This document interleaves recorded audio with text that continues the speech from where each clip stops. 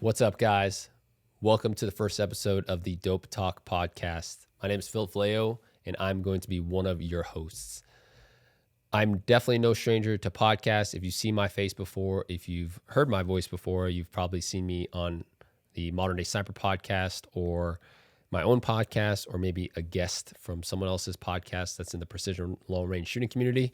Nevertheless, I'm bringing you another podcast about precision rifle shooting, but this time it's with my good friend, Will Orms, also known as Covert Noob on YouTube, Sniper Side, and Instagram. And Will, as of time now, is actually in SHOT Show, and we decided that we wanted to launch this podcast, just like everything else that gets launched for the year, January of 2025.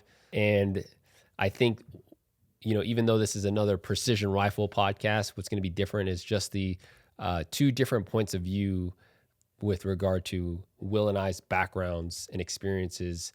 But both of us have a passion for everything precision rifle shooting related. So I think what you can expect from this podcast is some of the trends of precision rifle shooting, mainly probably focusing on the competitive shooting market, just because Will and I are both active competitors and just always paying attention to what's new, what's trending. And so you can definitely count on us for your source of what's in the precision rifle community.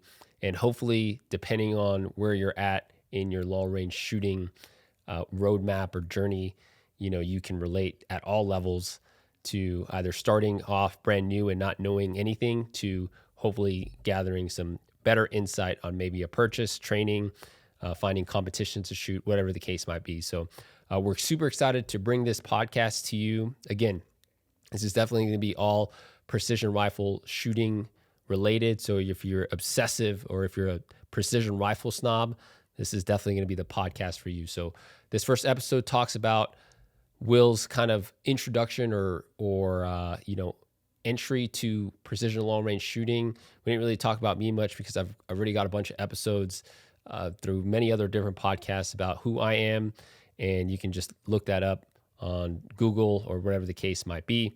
But this one is specifically talking about how Will got into precision rifle shooting, his journey to where he ends up today, but also how Will and I actually started really connecting with regard to establishing our relationship. So we're excited to bring yet another precision rifle podcast to you, but I think this one's going to be different. I'm excited, and I hope you guys enjoy the conversation. I will just roll with it. You know what I'm saying? Yeah. I mean, no, I got you. I'm gonna bring your volume down just a little bit.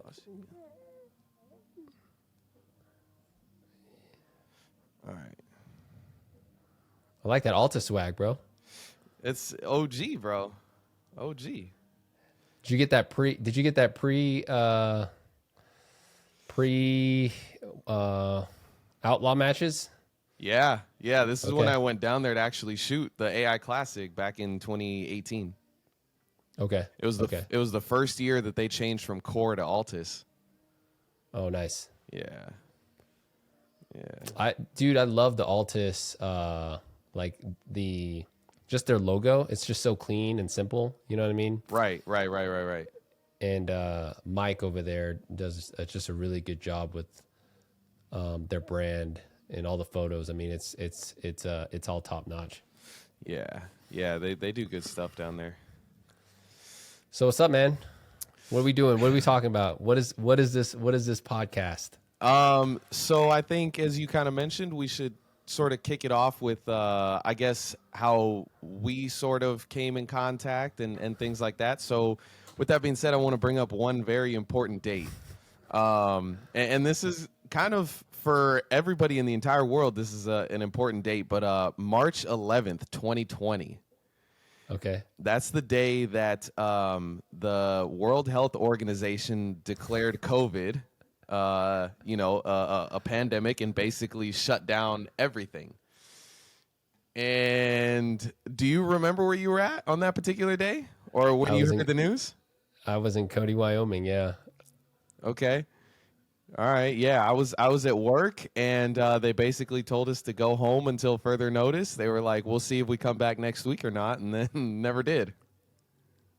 Dude, what a wild time. I can't believe that was 4 years ago already. Yeah, yeah, But yeah, I mean, the world shut down, and I think I think you and I, well, somehow, whether from working at Gunworks, like same thing is like they told us, hey, don't come in, and Zoe stopped going to school, yep. and then all of a sudden, I'm playing video games again, and I hadn't played video games since when I was a Marine, and so like I was like 2020, so it was like it would have been like 4 or 5 years since I actually jumped on a video game. Yeah. And then, dude, Warzone was just like breaking out. Oh yeah, that was big time. That was like honestly the sort of the perfect storm for a combination of Call of Duty, Warzone, Twitch streaming really blew up at that time, Yeah. and like everybody having to stay home. And it's funny because me and my friends didn't really know what to do. We were like, all right, well, I guess we're just gonna play Call of Duty because there's not much else to do. And I want to say that that's sort of like when you and I really sort of developed a like a friendship. Yeah, for sure. Yeah, dude. I mean, we spent what, like, dude, Countless hours, 10 to 14 hours sometimes just straight gaming. dude. It was I mean, I nuts. remember cooking in between sets or even like during sets, and like or like like Zoe would be having to go to school or whatever the case might be. And dude, I mean, how long was it? It was at least Dude, it was hours upon hours. Like literally, dude, we would play like disgusting hours till yeah. like 3, 4, 5 in the morning.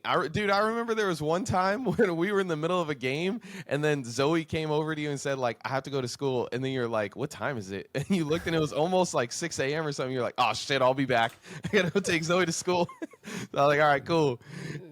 Yeah, Dude. dude, that was a good time. But before that, you had a so you had made such an impression on my mom when you came up for the Gunworks match that I Oh had yes. hosted Yeah, yeah, at yeah. the NRL. Was that an NRL?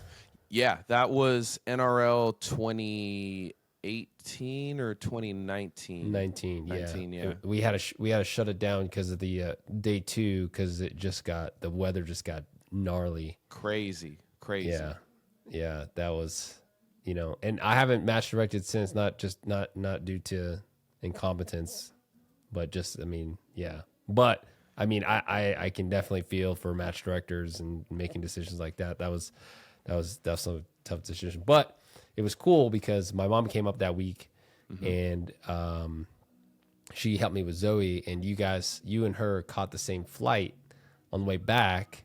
Yeah. And no, it was cool. I obviously, I think you and I come from very similar upbringings in terms of just our family dynamic, and so Yeah, for sure. I appreciate the time you took, exchanging conversation with my mom. She's super stoked, and every time I tell her I'm either talking with you or with you, she's always jazzed up. So Yeah, no, that was super cool, man. Like, cause I remember, I talked to her first at the awards banquet at that dinner that you had after the match, and man, we were just talking and talking for a couple hours, and then we said our goodbyes when we left after the dinner and everything like that, and then yeah, just inadvertently ended up on the same flight back with her. Coming back home and just struck up conversation again, and I mean, your mom's super cool, so that's always been super awesome to see that like sort of family support for sure. yeah, for sure. Well, I mean, for the most part, I think when people listen to this, like, there's no point in saying, especially I think the audience that we're going to reach, like, everyone kind of knows who I am, and if you don't, then then I'll give you a real quick TDLR. Was it Yeah. No, TLDR, too long didn't read. Yeah, exactly. I'm a dude that became a sniper, that ended up becoming a competitive shooter, Didn't realize that there's a bunch of good civilian shooters out there, and absolutely fell in love with the craft and met guys like Will, and him and I have a fucking pretty awesome relationship. And I believe that Will is a very underrated precision rifle creator and subject matter expert because of, again, just you're an enthusiast and an obsessive shooter. I'm telling you, I think we should call the podcast the Pro Podcast, bro. The Precision Rifle Obsession Podcast. I mean, But right now, the Phil and Will show, I think it'll stick. But let us know in the comments if you like that Precision Rifle Obsession, because that's what we have. I think you and I both can share that same passion of like, oh yeah, being super obsessed with the sport of competitive rifle shooting. So, but that's me in a nutshell. I want these people to know about Will, like, because again, we've talked about this. Like, it's cool that, like, I mean, but like for me, obviously, getting into precision rifle, it was like a necessity because it was my job, when I was in the military, right? Yeah. And so, like, it was just like natural for me to obviously cling on to it and be like, okay, hey, I can, make a living off of this. But someone that comes from your background and especially where you live. Yeah. Right. Like, how does someone, not only like get into it, but now, like, again, obsess over this thing? I mean, like you said, you're following impact scoring yeah. On big match days, seeing what, like you're always one of the first people, if not the first, to text me about my match results, which I appreciate. Homie. And no, I mean, it's just love, dude. Yeah, so let's talk about your journey. Damn. Well, so I mean, my journey, I think, started out probably like a lot of civilians. My dad bought me a 22 when I was real little. I don't even remember how old now, probably 8 or 10, something like that. Little Ruger 1022, still have it in the closet. And that was pretty much it. That was like the extent of my shooting. It never really went further than that for a lot of years. And then from there, I sort of loosely got into hunting, and I really wanted to kind of dive down that rabbit hole because I didn't know about precision shooter or anything like that. So, I kind of went down the hunting rabbit hole very lightly, I guess, with like, an old school Remington 700 with a BDC reticle scope on it, and I'm thinking like, oh, this is great, like, and I spent $300 on the scope. I was like, damn, this is a lot of money. Okay, all right, I must be set up real good, and did that a few times, and then wanted to like really push distance. So I was like, okay, I literally went on YouTube and I was like, long range hunting, it's got to be a thing. So I saw videos of guys, shooting fairly big game, deer and elk and even some bear at 800, 900,000 yards. And I was like, damn, okay, that's impressive. So I went out and got myself a bigger gun. So I ended up with a 7 Rem mag and a 300 Win mag, and then a 300 Weatherby mag, like super light, traditional hunting guns, and they absolutely suck to shoot. So I was like, if this is what it takes, man, I don't want to be shooting this 7-pound, 300 Win mag all day at the range. This is trash.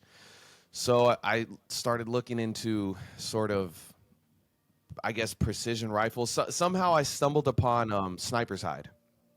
And so good old Sniper's Hide. Yeah, man. And this was back in the day when they were a site. Then they moved to this new site called Scout, which no longer exists, but there was an era there. And so that's when I started kind of just lurking, I guess you could say, and reading about precision rifle and really trying to understand, like, okay, wait, because my BDC scope capped out at like 500 or 600 yards, but I was like, what happens if I want to shoot 1,000 yards? And not only that, but like, it wasn't accurate at all. Like, I'd hold that 600-yard like marker on the 600-yard target in my range, and it was garbage. It was absolute trash. I was like, I can't hit anything. What's going on with this thing? So I kind of quickly learned that that's very primitive in terms of, how it calculates and what, I guess, what it's calibrated for, really. So in any event, I was like, okay, I got to get a serious gun. So at that time, the Ruger RPRs came out, and I was like, "Oh, okay, that's pretty affordable, but it looks like a pretty good precision rifle. So let's go with that." So I got a Ruger RPR in 308. Like it's like a 22-inch barrel. This is when they first came out, and so I was like, "All Dude, right, cool." they were the freaking heat. I remember when those came out and you would see the line with like Oh yeah, full of them. Yeah. yeah, 6.5 100%. Creed, 308, yeah, 6 Creed. 100%. When I got mine, it was when they first came out. I couldn't Mm. find a 6.5 Creed version anywhere in stock, and so I went on Gunbroker, and I found a couple of 6.5 Creeds, but the markup was like $400 or $500 over sticker price, and then I found a 308 for normal price. So I was like, ah, fuck it, I'll just take a 308. So I got that, and I shot it for a while, and it was cool, and I was like, okay, all right. But then as you go on, Real yeah. quick, when you're shooting this, like at this point, are you just, I'm curious, like, are you applying like techniques that you're like from what you were taught and like what you're like hearing on sniper side? Like, what is your like, I guess what is your like shooting regimen at this point? Dude, absolutely nothing. So like literally, I had not taken any instruction, no classes. Like I'm going to the range by myself at this point. Like I am a one man band from whatever I found on YouTube. But the problem is, and this is part of why I got into like content creating, right? Like looking further down the line. But like looking back, a lot of the videos that I was watching were absolute dog shit in terms of like what you should be doing and like, some of the people that you should be listening to. They were just very basic, like tabletop, and then we're gonna like, shoot this thing a couple times at 100 yards and like, oh my God, this is great, and this is how you do it. And looking back, it's just full of a bunch of nonsense. But in any event, dude, I'm still sitting at the 100-yard line, sitting on the bench, like at the side of the bench, like angled on the gun, and like I barely got like a Harris bipod on the front, and I'm like, okay, cool. But I still have the BDC scope because I haven't figured out what I want to do for scopes yet. And then shortly after that, the Razor Gen 2, and that thing kind of changed because at that time, before that, you'd only really read about like Night Forces, but they were all second focal plane, or you had read about like the Schmidt Bender PM2s, the US Optics for like first focal plane, but those were a lot of money, and I was like, damn, I don't know if I want to spend like 3,000 plus on a Schmidt Bender. Like at that time, I didn't know anything. I'm over here with a $1,300 RPR. I'm like, dude, that's double the price of my rifle. There's no way. So I was kind of waiting it out, trying out a few different, like basically El Cheapo scopes, and I ended up selling the RPR, and I got a Desert Tech. I got a Desert Tech SRS, and because it was like the coolest thing I'd ever seen. I could switch multiple calibers, so I was like, dude, I can go shoot 308 at 6.5 Creed at the range, then switch to 300 Win Mag to go hunting. Like it'll be perfect, all out of one gun.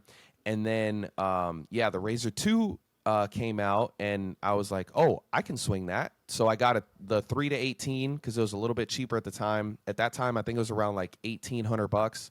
So I was like, okay, all right, this is a great match. So I shot that for a while, but I got it in MOA because I didn't know any better. And I was like, well, I know an inch at 100 yards, and I know 2 inches at 200 yards. So yeah, I went that route. But quickly after that, I was like, nah, I need Mills. Like quick. Were you shooting at Angelus? Yeah, I was shooting at Okay. Angelus, and truth be told, like for those of you that don't know, this is just a public range where the targets are real big, and they're not very challenging. And there's maybe like, so they have berms every 100 yards, but each berm, the steel, they have maybe, I don't know, a total of like 7 or 8 plates just straight in a line. So there's not a ton of steel out there. Yeah.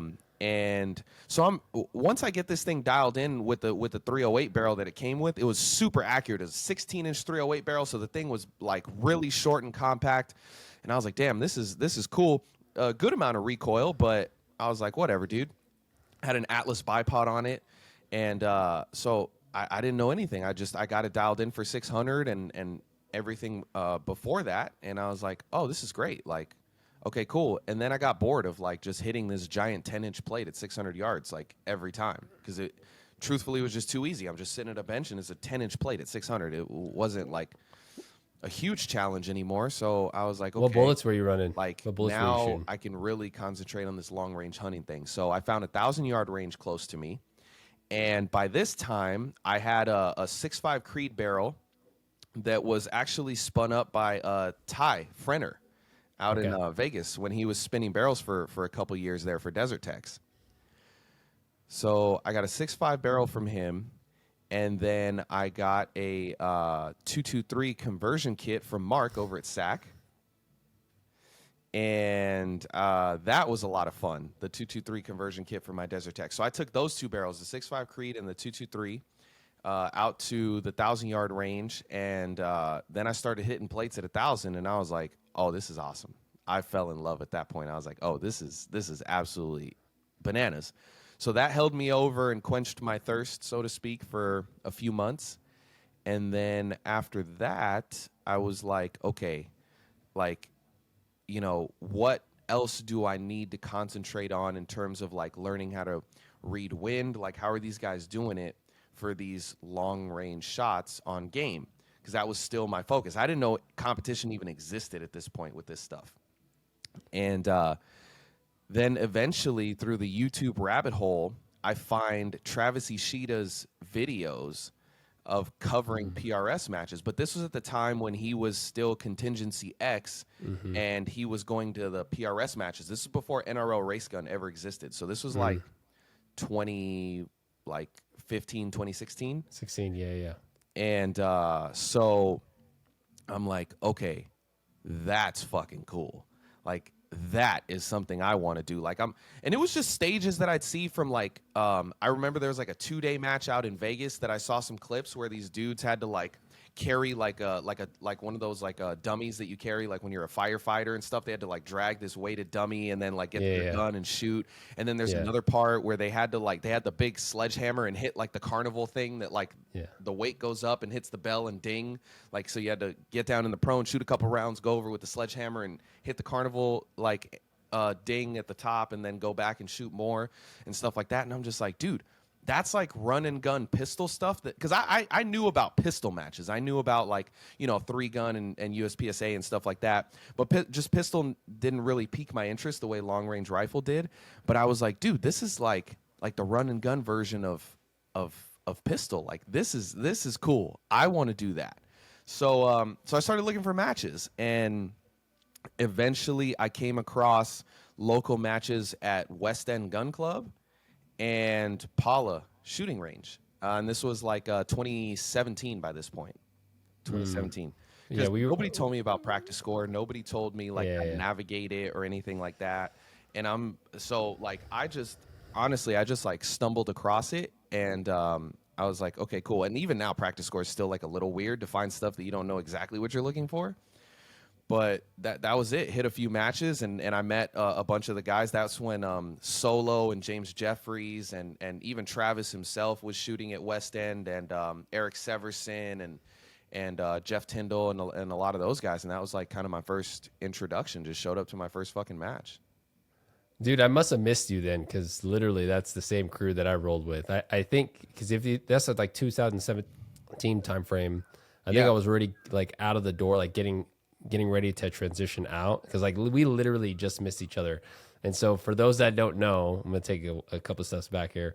Will lives in California, and I know a lot of you guys are gonna be like, why does he live in California? Like, he doesn't feel it, but like just the dedication alone to be able to like have to go to ranges again. I experienced this when I started competing, and when I was teaching at sniper school. Like, I was living in San Clemente, and I would, Saturday mornings, man, I would leave at like 4:30 in the morning, load my truck up, and head up to Angela's 2-hour drive. And it would be like a 4.5, 5-hour drive back. And sometimes, dude, I would just go up there to check my load, and to hopefully grab a bench. You know what I'm saying? Yeah. Dude, and that's what I'm saying. Like, the dedication that you have is real. So before we dive into your the rest of your journey as you started to climb the ranks and get more proficient, because I want to hear how you got into like just like what drives you to do the reviews that you do and talk about the gear that you talk about. What was your day job before this?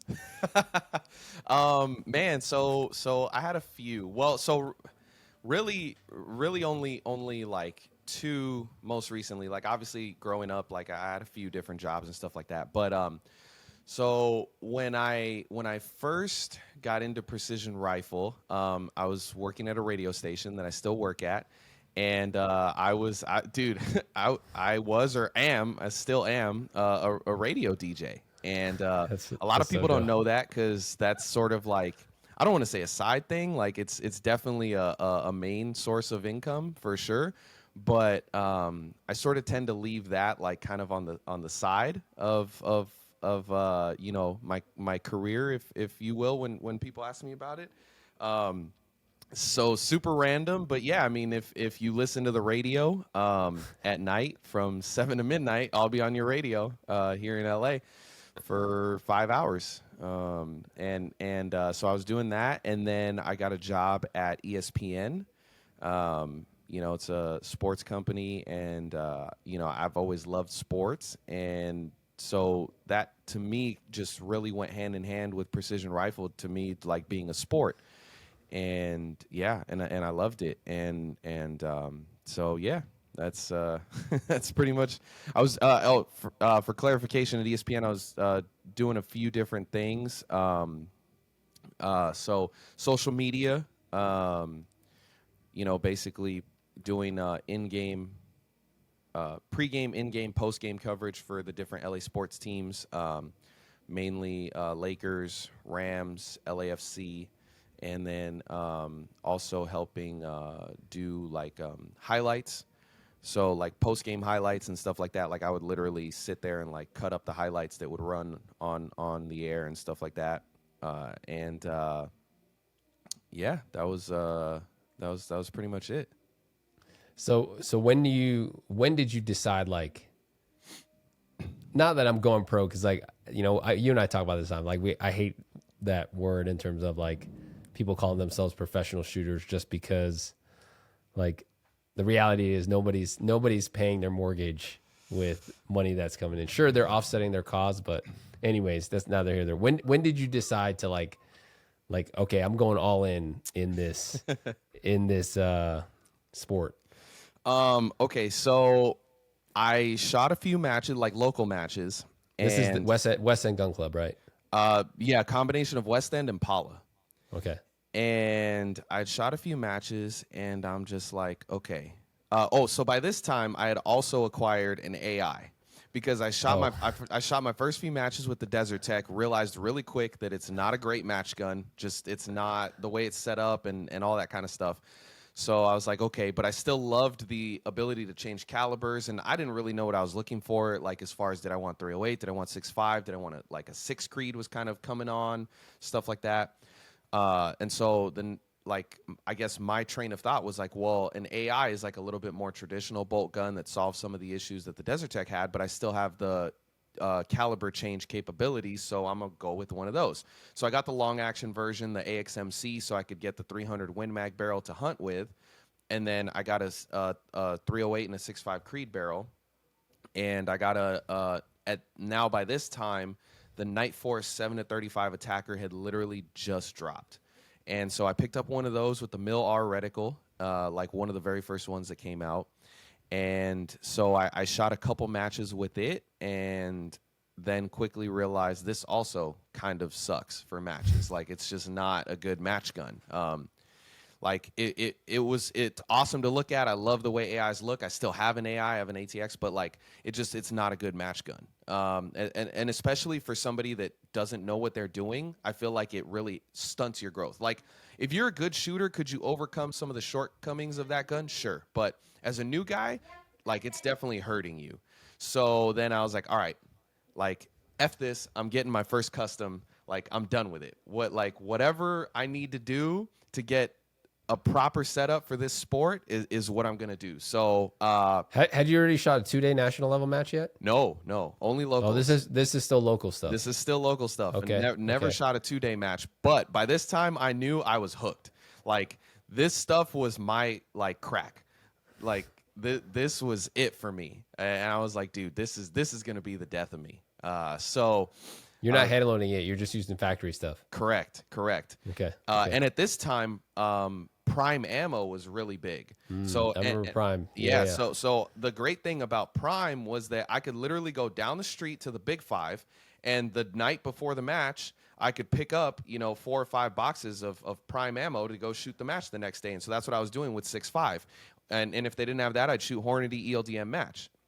And so I just go to the Big Five, and this was when ammo was actually cheap. So I'm doing that, and then so I'm doing research on customs, and I'm like, okay, but at this point I don't actually know what I need to build a custom. Like I literally don't know the parts that I need because I've only bought like fully assembled like factory guns. So I don't know like action trigger, barrel, muzzle brake, all that. So I'm literally like researching. I got charts and like spreadsheets of like different stuff, and I'm calling gunsmiths. I'm calling at this time Joe Walls was still working at Exodus Rifles. I call him to get a quote. I call Dane at SAC. I call Sawtooth Matt at Sawtooth Rifles, and all this stuff. And at that time, I had heard everything cool about surgeons. So I'm like, okay, so build me something on a surgeon, and all of them were like, yeah, absolutely. We could do this, we could do that, blah, blah, blah. Cool. But then part of me is like, but I still want a rifle that I can do everything with. I want a rifle that I can take out into the field and hunt and all this other stuff. And then Curtis comes out with the Vector action. And the Vector action has the 2 set screws and allows for quick change barrels. So I was like, I want that. I need that. Like if that is now I've learned I want a Remington 700 footprint action. And I'm like, okay, Remington 700 footprint. And I'm learning about AW mags. And I'm like, okay. So this does both of those, and it gives me the quick change barrel. Sign me up, Chief. So I got one of the very first ones. This was when Joel was still working at Curtis, and I still have that action. It's serial number 23, and I called up Joel. I still have his phone number, and super good guy. But anyway, so I got one of those, and I was looking at different stocks and chassis, and I thought that the KMW Sentinel looked really cool. So I called up Terry Cross and got one of those and threw that in there. And at that time, because the action was so new, there wasn't a lot of companies making prefits. But I had read about the prefit thing, and I was like, well, I want one of those so I can do it myself. I don't want to have to send out my action. So I called up Keystone, and they're on the East Coast in Pennsylvania, I believe, Keystone Accuracy. But anyway, so he spun me up my first 6.5 Creed barrel in like heavy Palma, because I didn't even know I remember on the phone he's like, well, what stock do you have? And I told him. He's like, okay, cool. Well, what's the barrel channel inlet for? And I was like, I don't know what that means. What is that? Like I literally didn't know anything. He was like, oh, it just means how wide your barrel channel is, so I know what size barrel will fit in there.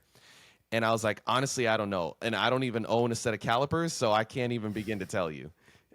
And he was like, okay. And he was like, well, where'd you get it from? And I told him. He's like, okay, well, chances are like a heavy Palma will fit. I don't know about anything bigger than that, but for sure this will fit. So just go with this. I was like, okay, perfect. So I went with that. And I had read about Area 419 muzzle brakes and how they were super easy to like sort of user adjust and all that. So I got one of those. And no, excuse me. That was the second muzzle brake I had. The first one I had was the APA Gen 2 Fat Bastard, which was their first self-timing muzzle brake. So I got one of those, and then showed up to my first local with that gun. Dude, funny story. So you know George, obviously, and Sturge, and they're the ones that run the matches down at Paula. And before this, I had routinely finished like 4th to last, 5th to last, like 6th to last, 3rd to last in like every match, dude. Like every match. So it was like a consistent to see me in the bottom 10. And, I mean, I'm trying, but I just, you don't know what you don't know. And then, and at this time, Paula was getting, 40 shooters, 45 shooters. There was a couple matches we had like over 50 shooters. So like finishing in the bottom 10, it's like, damn, you're pretty far down there. And I remember the very first match I shot with. I still have footage from that match too. The very first match I shot with that custom, I finished 13th. And at Pala, they used to read the scores like all the way through at the end of the match, and everybody would stick around like a 2-day almost. And I remember George was like 13th place, Will Orms. Will Orms, what the fuck? He literally said it out loud. He's like, how the fuck did you finish 13th? Did you cheat? And I'm like, no, dude, I don't know what happened. And I was like, he was like, what the fuck? And he looked at everybody else. He's like, all you idiots let this guy beat you? I was just like, fuck, dude. But it felt good. Like, after that, I was like, 13th? I can fucking do this. Like, it was mid-pack as fuck probably, or like maybe a little above mid-pack. But like at that point, I was like, no, I can do this. I can fucking do this. So, and then after that, it just spiraled out of control. Dude, that's awesome. So when was your first 2-day national match? Okay, so my first 2-day national match was actually Arizona, TPRC. And Was that the year? Does that 2018? yes. Oh, I know that. Yeah. Yeah. Well, that was the first Yeah. time I met you. So That's right. I'd been shooting the 2017 local matches, and then Surge had approached me and was like, "Hey, you know, a bunch of guys, me, Bo, and a bunch of guys from this club are gonna go and shoot this 2-day match. Like, you should come." And I'm like, "Oh, okay, cool." Like, I didn't even know that was like a thing. So shout out to Surge for that. And he was like, "Yeah, you know, so show up on Friday. We'll be down there and all this stuff, and you know, I'll introduce you to some guys, because I didn't know anybody at all. It's like, I'll introduce you to some guys, and you know, we'll just come out and have a good time." It's like, okay, perfect. So I get out there, and 0 day, I'm talking to Serge and Bo, and you come over and you're talking to them because you already had known them, I guess. And so he briefly introduced me to you, just like a hi-bye thing, and then introduced me to Scott Satterley, who I was squatted with.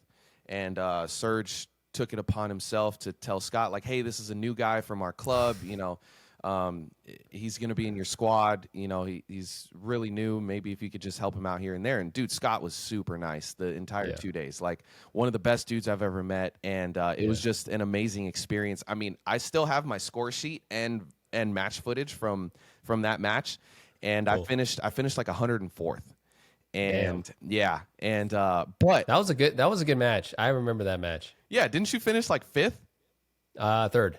Okay, yeah. See, there it is. Yeah. And I remember Nico shot our club matches and finished really well at that match as well. Yeah. I think Jake Vibber ended up winning that match. Yeah, it was Jake, Dan Bernicini, and I did take third because it has the. Yeah, I have the trophy in the store. Yeah. I just saw. Okay. My bad. This guy in trophies. My bad. No, I'm pretty sure it is third. Dude, I put my trophies away in the storage just because it was. Oh, too many trophies. We get it. There's too many. I'm sorry. I'm sorry. No, and I'm just saying that I just recently looked at it, so I'm pretty sure. Okay. All right. Yeah. Well, you know, yeah, I mean, I didn't mean to rub that in the no, it's cool. But it definitely sounds like I'm being an asshole. No, I mean, I get it. You know, if I had a bajillion trophies, I'd lose track of what match I finished wearing too. You know, I'd be like, yeah, probably 3rd or 5th. I don't know. I probably won that one and won the one after that. You know, it's all good. But no, so I had a super amazing time with those guys. I wasn't squatted with Serge and Bo and them, but I was actually one squad like behind Bo, so we would chat like, you know, on the downtime between stages and whatnot, and Scott helped me throughout the whole weekend, and like just shooting in a different venue that I've never shot before was, and especially at a gun site out there, was absolutely amazing. I was like, dude, this range is sick. Like, this is way better than anything that I have in California. The lay of the land, finding targets, and all of that stuff was just absolutely awesome. So then fast forward a little while after that, Scott comes and teaches a class at Pala, and you know, so George and Serge sent out the email, "Hey, we're gonna have Scott Satterley come by," and I'm like, "Oh, dude, he was so awesome at the 2-day match, like helping me out and everything. Like, I want to take his class and learn." And so I took his class, and that was cool. It was him and Matt Yor from Sawtooth, and I was like, okay, cool. Like, and I remember talking to Scott. at the end of the last day of class, and he, we were just kind of talking, and he was like, "So, like, what's kind of your goal?" And I was like, well, truthfully, like, now that I know that there's like a series and a regular season and a championship, like, I want to qualify for the championship match. Like, I think that's the goal. And I was like, truthfully, like, how do I do that? Obviously he had done it quite a bit, and he was like, well, just shoot matches, and realistically, you got to finish. At that time, he was like, you got to finish with probably 70% of the winner's score, and that should be enough, to get you in. And I was like, okay, cool, that's great. And then I fucking chased it hard, dude, hard. 2018. I went to matches by myself like the whole year. I lied, not the whole year by myself. I went to a few with my buddy Jeff Tyndall, but I also went to a shit ton by myself, not knowing anything from anything. And so like this Alta sweater I got at the AI Classic down there when it was still a PRS match in 2018 or 2019. I think it was 2019. 2019. Because Yeah. the Arizona match was 2018. Okay, yeah. So this is 2019, and Yeah. dude, I'm chasing it hard, like hard, dude. And that was my first 2 day, and by this time I'm into a 6BR now, because it's now everybody's moving to small sixes, and that's all the rage. And I'm like, okay, cool. And then 6 Dasher, BRX, BRA, BR. Yeah. dude, yeah. So I shot 6BR and then changed to 25 Creed after that. I was one of the first people on the 25 Creed, and it was awesome. But I remember that. in any event, so that first like real serious year, dude, I ended up shooting like 10 or 12 2-day matches. Dang, dude, that's insane. Yeah. I was hooked. Like, I didn't care. Like, wherever it was, if I could get the time off of work and make my schedule work, I was going. And dude, it's been like that ever since. Well, so knowing what you know now, before we move on to the next next part of where you're at, knowing what you know now and knowing your journey, like what advice would you give to yourself or to somebody that was in your shoes, either cruising on Sniper Side, cruising somewhere, right? Because like I think more so nowadays, the information of getting into precision rifle style competition, whether it's like NRL Hunter now or even the PRS, right? Because I mean, before, like the PRS was like maybe like 20 matches. I remember when I started, like there was only maybe 12 to 13 matches a year. And so I remember doing practice just to go to get ready for a 2-day match, right? Yeah. And so, like, what advice would you give to either yourself or someone that is on the same kind of journey that you were on? Jesus. So first things first, man, like a lot of people lurk on the forums and just gather information there. And the first thing I would say is literally just go find a match. Like, just get out there and shoot. Because I remember my very first match, and I was nervous as shit. Like, I didn't know what to expect. I didn't know anybody from anything. Like, I just showed up, and it was for my birthday in March of 2017. That was like my present, and I was like going to my very first like local match, which to me was a big deal at the time, because like with the Ruger 308. No, Desert Tech. Desert Tech. Okay, In Desert Tech. Desert Tech. Yeah, I'm like, okay, all right. So the catalyst for all this is literally just showing up.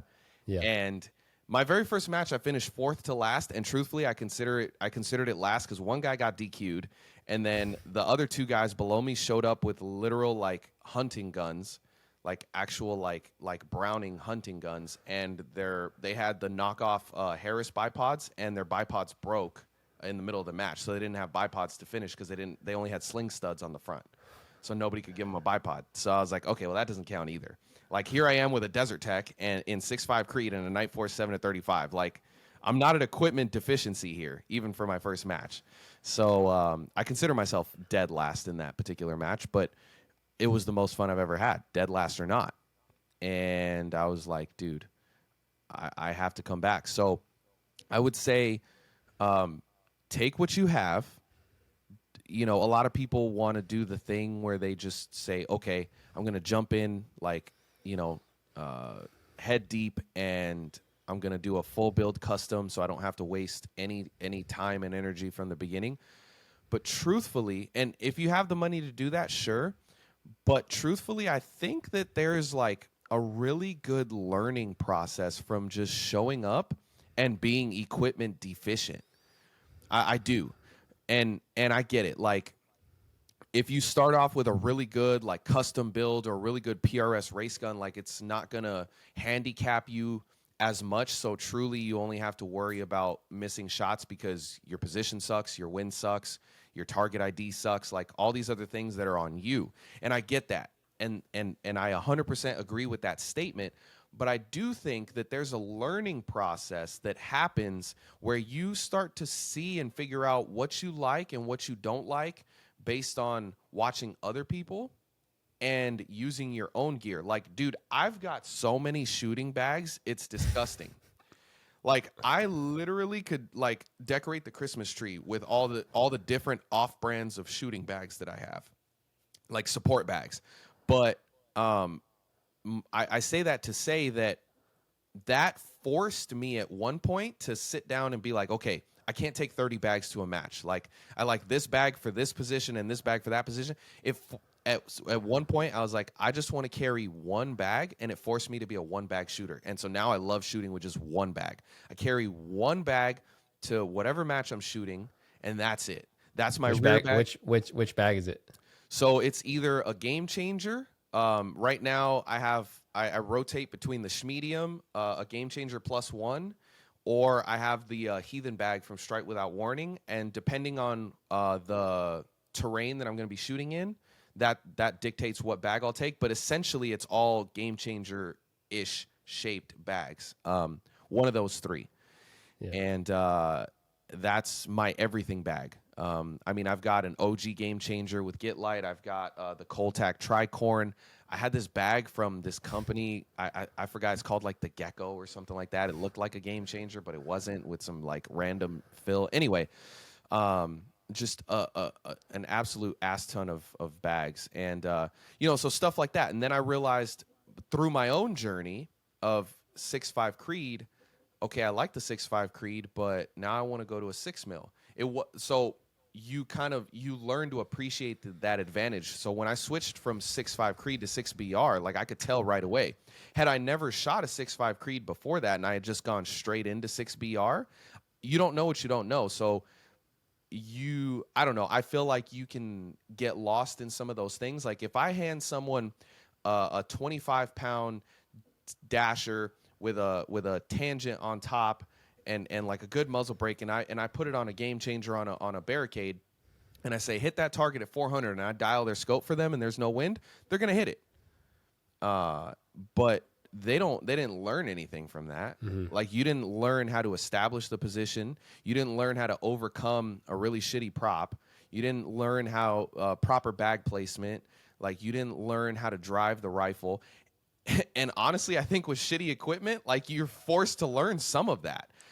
Like, when I would show up with like a non-Game Changer front bag, like when I first started out, it'd just be like this like square little pillow thing I'd try to put on there.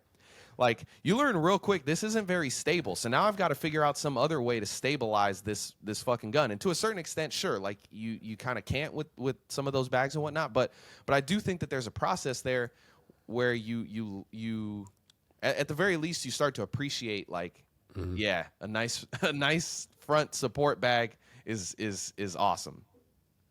Yeah, I think a good friend of mine said this best, you know, in terms of like, you know, he's on the same journey in terms of like he doesn't have all this money to throw down on a custom rifle, but what he appreciates is the journey of like learning all of these ins and outs of not only just like, you know, shooting positionally, but also like the troubleshooting that comes with, yeah, you know, a lower end rifle, right? Mm-hmm. Like action screws and scope, you know, scope rings coming loose, yep. Whatever the case is, and or just like, again, fiddling with your gear to truly make it work for you, you know what I mean? So that now it's like, okay, hey, I've seen this before, I know what to do, or I know how to make this work for me, mm-hmm. Versus like, again, just skipping all of that and, jumping into a $11,000-$12,000 rifle system. Yeah, 100%. 100%.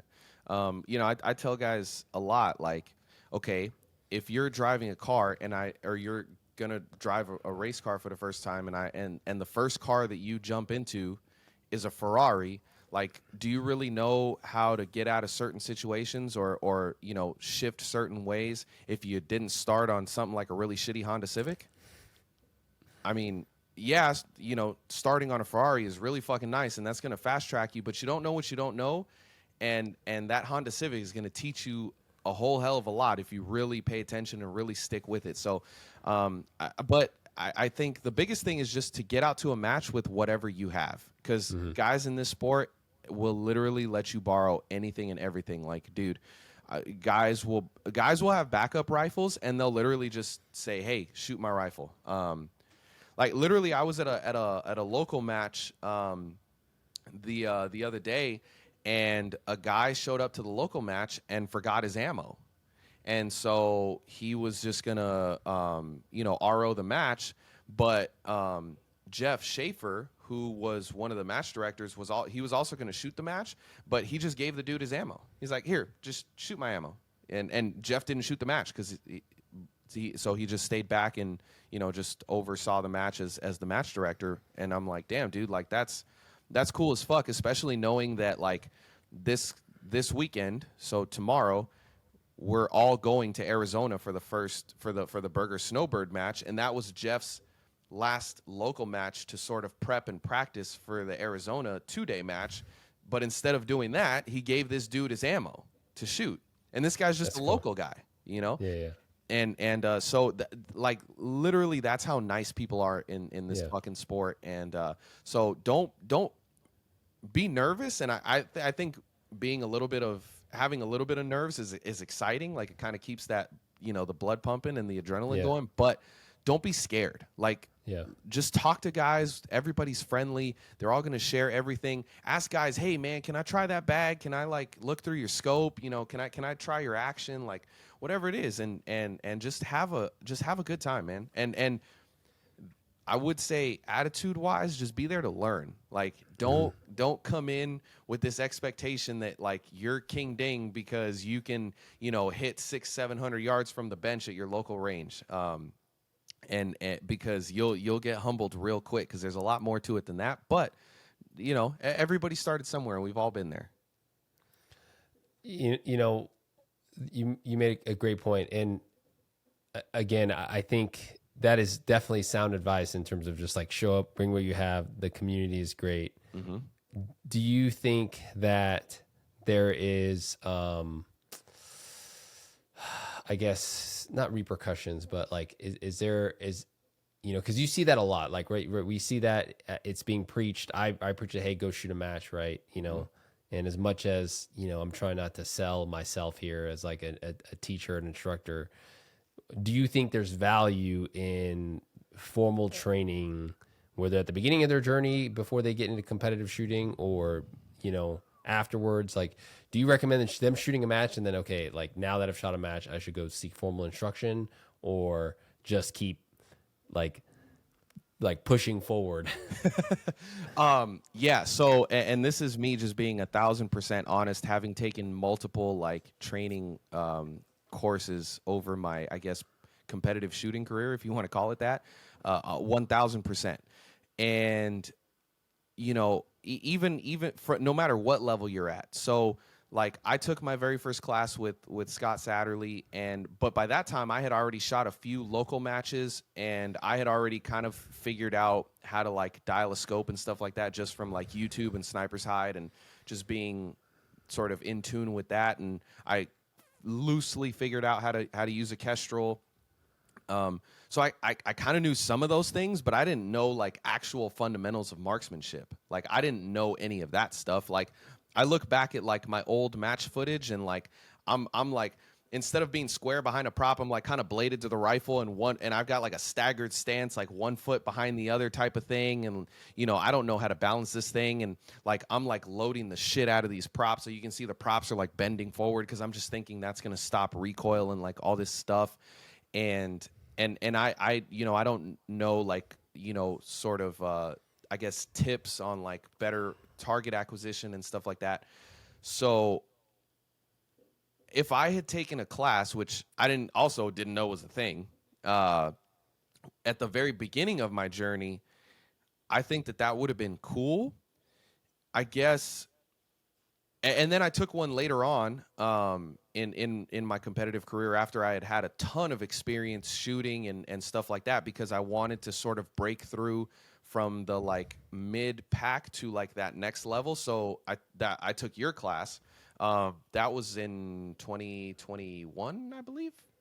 Yeah, it was the year that it was like when the C4 came out, I realized that my Lone Peak and C4 are not really compatible. And Yeah. we went to the slow match, and I Yes. just shot like straight butt cheek. Yeah. Yeah, dude. Yeah. No, but I think it was that same week, because I think you and I planned. You did the class, we'd go up there, and I teach another class, and then we shot the NRL Hunter match together. Correct. So Yeah. well, yeah. So well, we shot. No. That was it? Arbuckle? No, it was Arbuckle. That was, but it was 2020, I think, was Arbuckle. No, 21. It was 21. Okay. It's the fifth. Yeah, because 21 was the first year. 22, 3, 4. It's the fifth year this year of. So 2025 is the fifth year at NRL Hunter. Okay. Yeah. Okay. Yeah, because we shot the 2-day PRS match, then the class, then went up to Arbuckle. So it was like a week of like, dude, like 1,000 rounds in a week Yeah. between the three events. But yeah, I mean, that was so that was right like at a much more advanced place in my shooting career, as far as like techniques that I already knew and sort of knowledge that I already had from experience of shooting so many matches and watching so many like top shooters and stuff like that. But even then, like, there's always things to learn. And I think people look at formal classes as like a little bit daunting, because nobody wants to be the like weakest link in a class, right? I'm glad you said that. And I get it. It's like it's an ego thing, and trust me, man. Like I've been there plenty where like I walk into a room and I'm like, please just don't let me be the dumbest one in this room. But at the end of the day, I look at it like I started to just look at it like, you know what, it's gonna be somebody, and truthfully, man, like I can handle it. Like if I'm the dumbest one in this room, I'm cool with it. Like that just means I have the most to learn. And That's a good way to look at it. yeah, so I definitely encourage people to take classes. But what I will say with that is, please understand what type of class you're taking, for what goals you want to accomplish, and who's teaching that class. And I'm not like bashing any particular people like or anything like that. I'm just saying in general. If you want to be a better competition shooter, then take a competitive, like a class focused on competitive shooting. Don't take like a field style class that's not about that, because that's a totally different lane.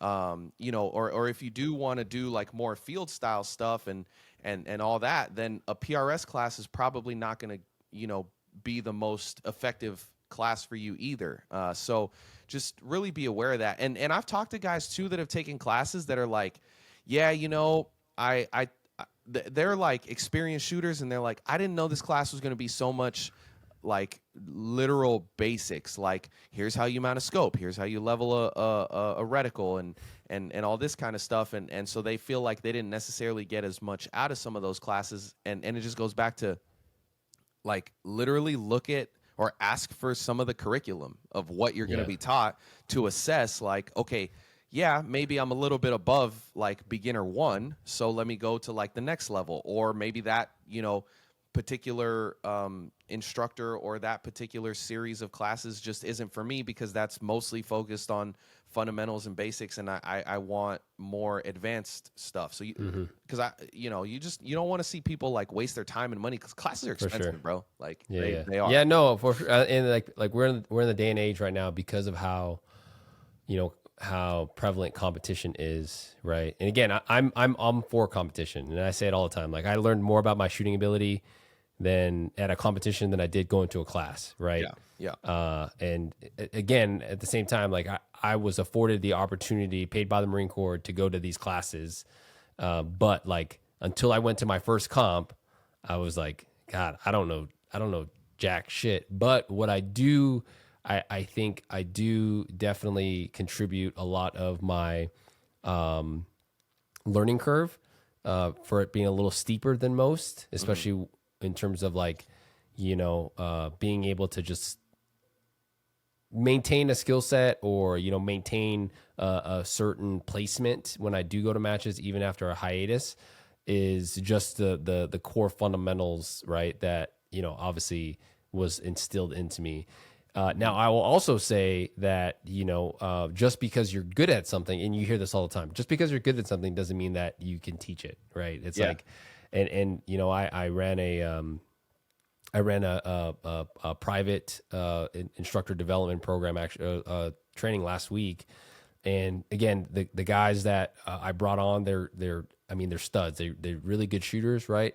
But then we had a portion where I was like, okay, well now teach me about your rifle, teach me about your fundamental. And like, it was just like, it was all over the place. You know what I mean? And it's like, okay, hey, like, do you actually understand what you're doing when you're, going through your process? And so I had them really dig deep. And again, a lot of people are not able to really put those into words. And so I think, again, going back to what you said, is like, look at, like, have that instructor send you out a curriculum, especially like if depending on the class and stuff like that. And it's funny, the podcast that I was going to do on my personal channel was like, talking about my upcoming class in Alaska, but really it just like the last week I've been staring at Google Docs, building out curriculums and, writing copy and stuff. But no, actually, having an instructor write out like, okay, hey, this is what we're learning, because realistically, a lot of that stuff, like, you can find on YouTube, right? That there's a lot of great, like, in terms of like the basics of like how to program a ballistic solver, how to level your optic, right? Making sure that you use the right torque settings, dude. The content creation world nowadays is just absurd in terms of like how much information. And sure, there's people popcorning and stuff like that, but I would definitely recommend like finding your favorite, like, quote unquote influencer, right?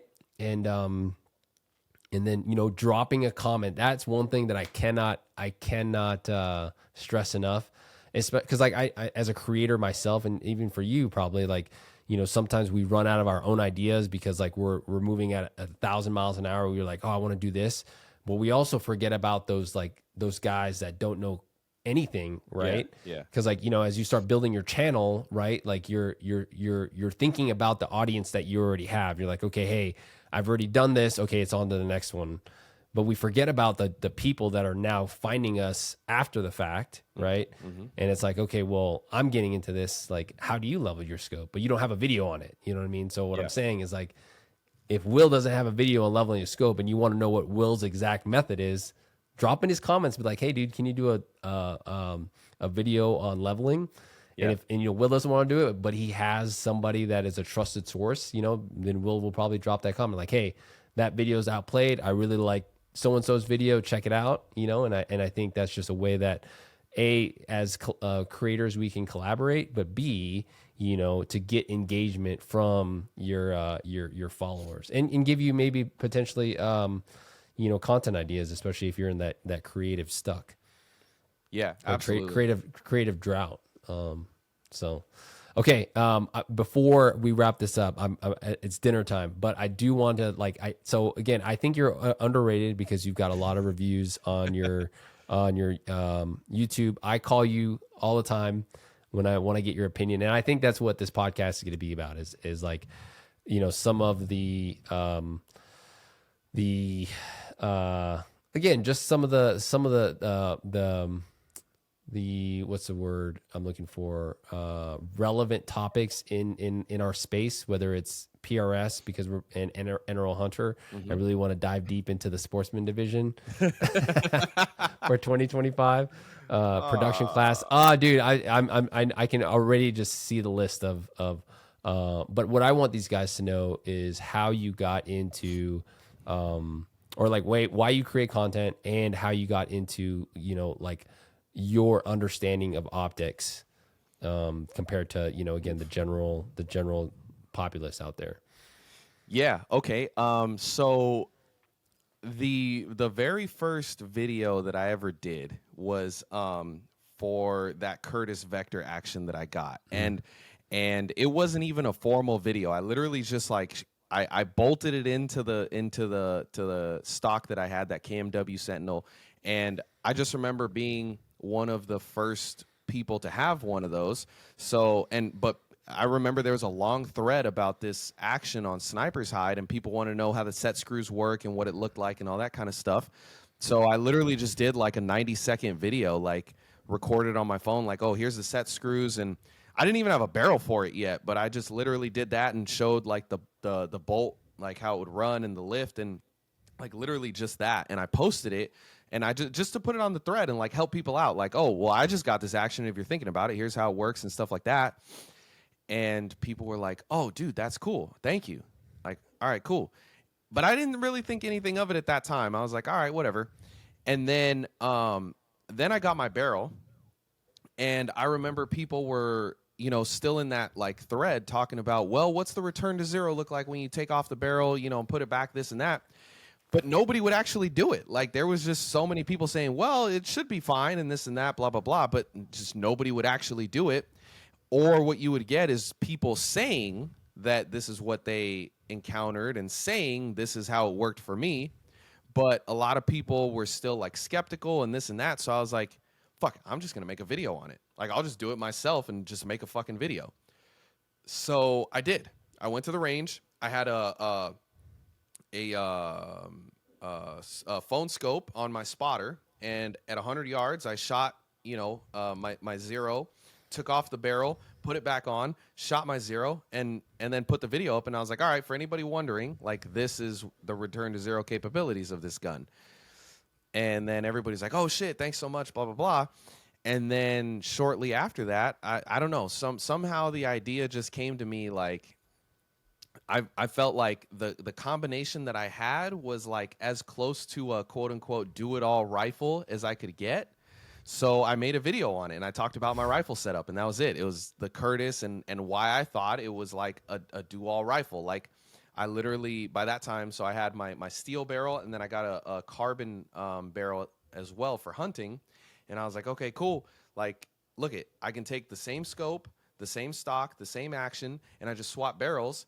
And, now I've lost a few pounds, and I can go take it out into the field. And I just did it like that. And then after that, I think what really, the one that really was like, oh yeah, this is something I want to do, was the video that I did. So Tangent Theta was already out as a scope, and Minox had also come out with a scope very similar to Tangent's, the ZP5, with really, really good glass.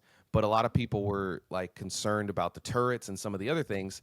And I had a Tangent, and then I ended up running into this guy from Sniper's Hide at the local range at Angeles, and he had one of the new Minoxes. So I went over and I tried it and messed with it and all that kind of stuff. And I just wrote like a quick summary on it on Sniper's Hide, like, hey, for all those wondering, this is how it compares. Mm-hmm. Like just the turret and the feel and the finish and that kind of stuff. And people were super grateful for it. So I was like, okay, cool. Like, people wanted to know more, and they wanted to know more. And then I did the ZCO versus Tangent video. I got one of the first ZCOs, and I had a Tangent. And so I just did a comparison video. And by this time, I had already spoken with Ilya Koshkin quite a bit. So I saw his name on Sniper's Hide, and at that time he was still living out here in LA. So we had inadvertently run into each other at Angeles a few times, and just got to conversating, and we kind of, I don't know, just nerded out essentially. I remember one of the first times that I met him, I still had an old Premiere scope, and so I had one of those, the 3 to 15, and he was like, "Oh, is that a Premiere?" I was like, "Yeah," and he was like, "Oh, can I take a look at it?" And he was like, "Oh, this is a pretty good, you know, I guess example of a Premiere, sample size of one, but like the one that I had was like pretty good. It didn't have like a lot of some of the like parallax issues and stuff like that. Anyway, and so I literally like looking at his posts and knowing like this guy is a like subject matter expert. Like he's an SME for this stuff. Like I just literally started to pick his brain like all the time. Like texting and then like DMing on like Sniper's Hide and just like asking him questions behind the scenes and stuff. And then we'd see each other at the range and I'd be like, dude, like, what do you think about this? What do you think about that? Like, how does this work? How does that work? And just really like nerded out on all of it. Because to me, like, okay, an action is an action. Like, there's not a ton to nerd out there. Like, it's either a 2 lug or a 3 lug, and what kind of lift do we have and all that kind of stuff. But it's like pretty finite.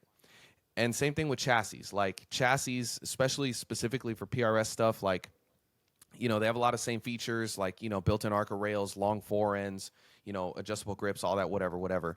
But it's like a little bit more finite. But optics and scopes, like that world to me is just so much more vast that it like just kept my attention for so much longer that I was like, I want to know how this works. Like, why is it that, because the chassis, once you get to the top level stuff, it's kind of dime a dozen. Like MPA, XLR, KRG, like, okay, cool. Pick your flavor of ice cream. But why is it that somebody like Tangent or ZCO can make a scope this much better than everybody else? Like, and that's what I wanted to know. Why aside from just wanting to meet a price point, like if a company says, oh, we just want to sell a $500 scope, cool. But why are other companies not capable of that kind of stuff? So yeah, man, a lot of conversations with him, and I miss him not living here in LA because we used to, like I say, go to the shooting range and meet up there and stuff like that. But obviously he's a really good friend of mine as well. From over the years of just talking and everything like that,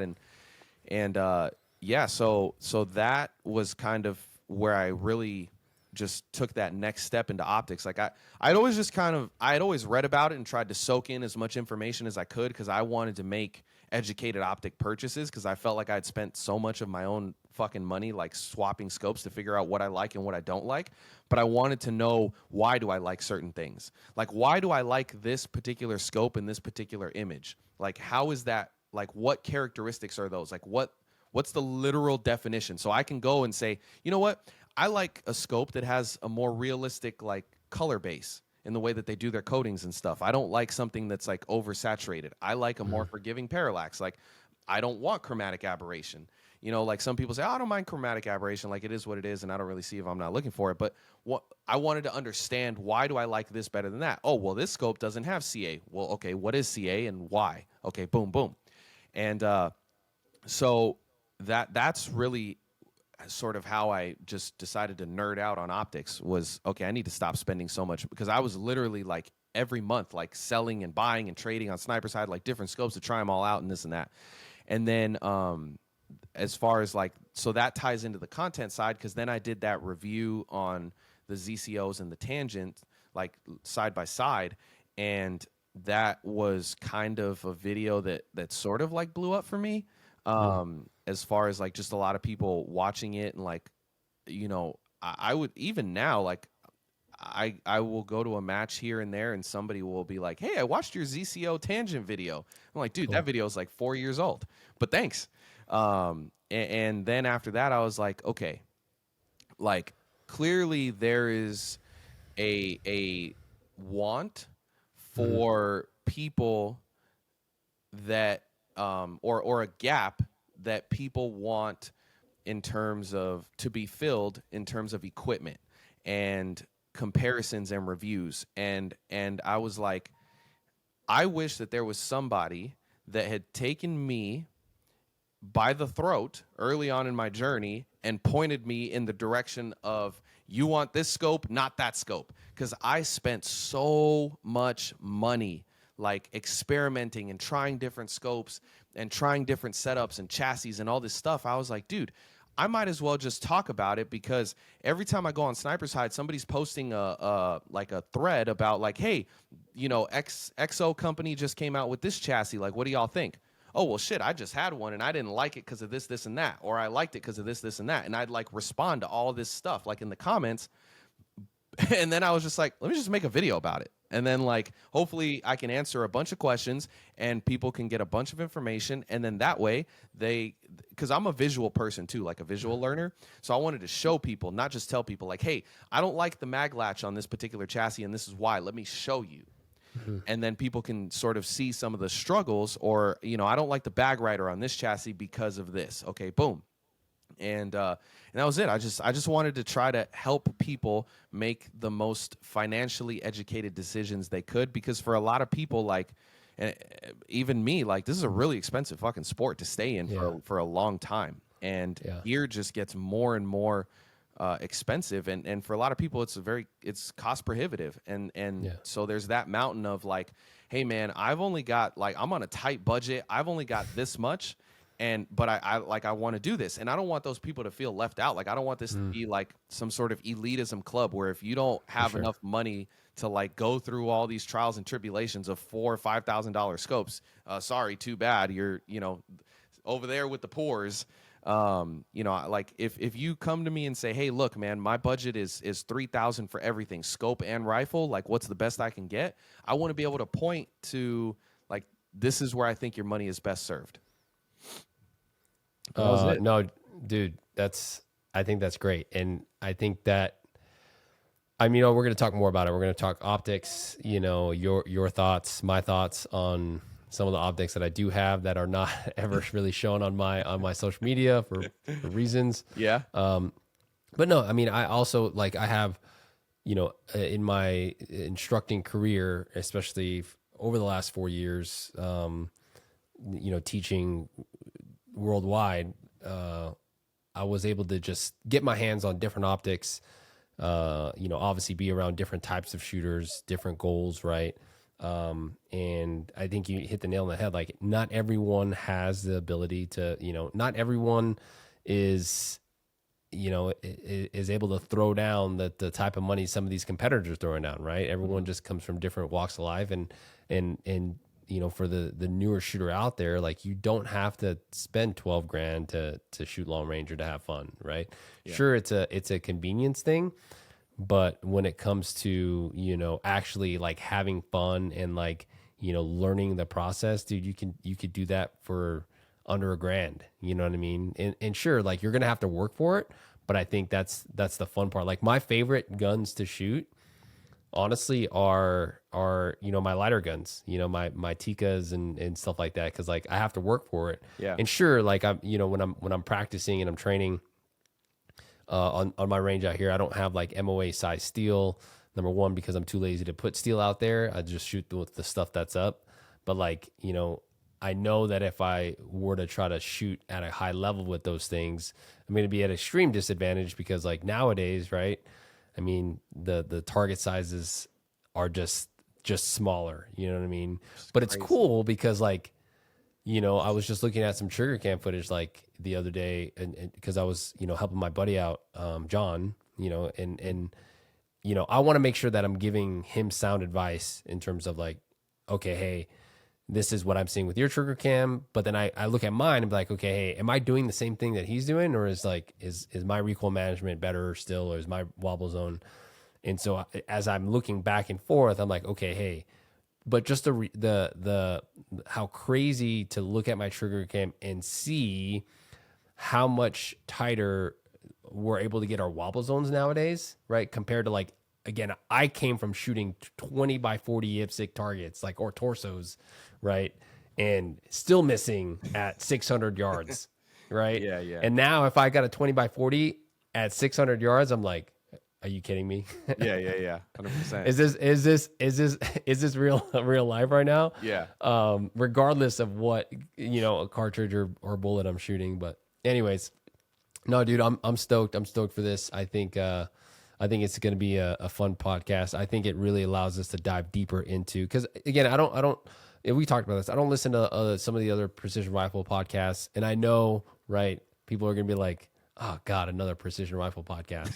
But I think this one's going to be a little different, just because, I think, you and I have a lot of good conversations offline when I'm trying to pick your brain about something, or we just go down a rabbit hole based off of whatever new drama that's out there. Yeah, for sure. Yeah, cool.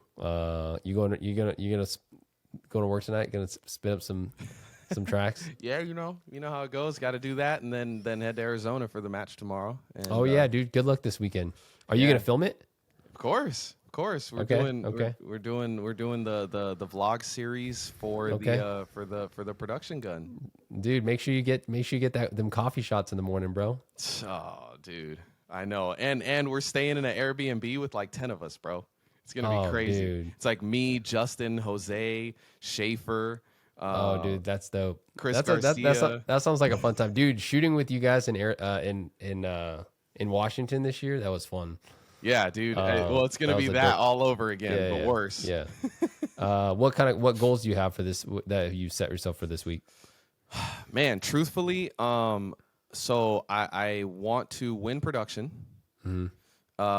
Which, people can say whatever they want about the division, but at least at this particular match, there's some good production shooters. And number two, I would like, an ideal scenario would be, honestly, I'd like to walk away with a top 10. Top 10. Okay. Yeah, I'd like to I like walk it. away with a top 10. I mean, Nice. I feel like I've been shooting pretty well lately. And I think I just got to put it together. I just got to Yeah, put, yeah. like, I've shot well at 1 day of a 2-day for a while now. And, I've shot well at the locals around here. And so, I really want to try to put it together. Cool. No, well, good luck, man. I think, again, you've got the experience. A lot of it, I think, is in between your ears. And also, I get it. When we go out to these competitions, we're shooting with the boys, right? We have a lot of fun. Yeah. But I think a part of, taking that next step is like being able to like turn the switch on and off when you need to, you know what I'm saying? And I think that's just, I know it's hard, right? But at the end of the day, I tell people all the time, it's like, hey, you can scapegoat and tell me your answer is like, oh, even if I didn't place well, at least, I only do these things because I'm able to hang with the boys. It's like, dude, you don't have to spend $5,000 to go hang out with your homies. You know what I mean? Like, you can tell yourself that all the time, but like, you can call them up for a barbecue and probably spend $100 on beer and some steaks and still have just as much fun. Yeah. So I think if when I look at it that way, it's like, okay, hey, let me take this, because you're investing a lot of, like, even not only just the match, but like think of the other you going to the range, sighting this rifle up, all the time you're spending away from your family. Yeah. And so again, it's just in between your ears. But stick to a process, and don't try to use a bag as a rear bag, a backpack as a rear bag. Yeah, we got a different episode. Dude, Let's no, save that story for later. we have to do an episodes of like our biggest fails, Oh, big time. and like have them as like over, like, or even just like it's it's like played, and then we just talk about it, like what were we thinking. Yeah, 100%, 100%. Yep. So cool, man. This was fun. I'm excited. We'll get this up, we'll get it out, and we'll push it out there. What did we decide? Are we doing the Phil and Will show? I Just mean, keeping it that way? we keep it that way for now and see what people think. We're gonna, see what they like in the comments, and then go from there. Yeah. Because we can always change it later. I think, we'll call this. Hey, everyone that's listening, if you like it, hit us up. Whether it is Will on Sniper Side, hit me up on. Don't hit me up on Instagram, because everyone hits me up on Instagram. But just drop your comments here on the YouTube wherever this is, and then maybe we'll get back to you, because my shit's already. I already have a hard time responding back to people. Even Will knows that. Sometimes what you'll text me and then I'll respond randomly because like I'll think I was like, oh shit, Will text me, and then you're. What I love about it is like you don't give me a hard time, and you're like, okay, this guy. It's like a week later. Now you want to, especially when you ask me a question, that is like in dire need or like urgent, like the most recent one with the Collis. Yeah. On sale, and I responded like what 2 days later. 3 days later, yeah. I'm like, all right, whatever. I already made that decision, brother. It's all good. Don't worry about it. All right, guys. Yeah, drop a comment. Let us know what you want to hear. What do you want to talk about? Hopefully, this was refreshing. Just different style of a precision rifle podcast. But let us know. So appreciate you, Will. Yep. Talk to you later, bro. Hell yeah.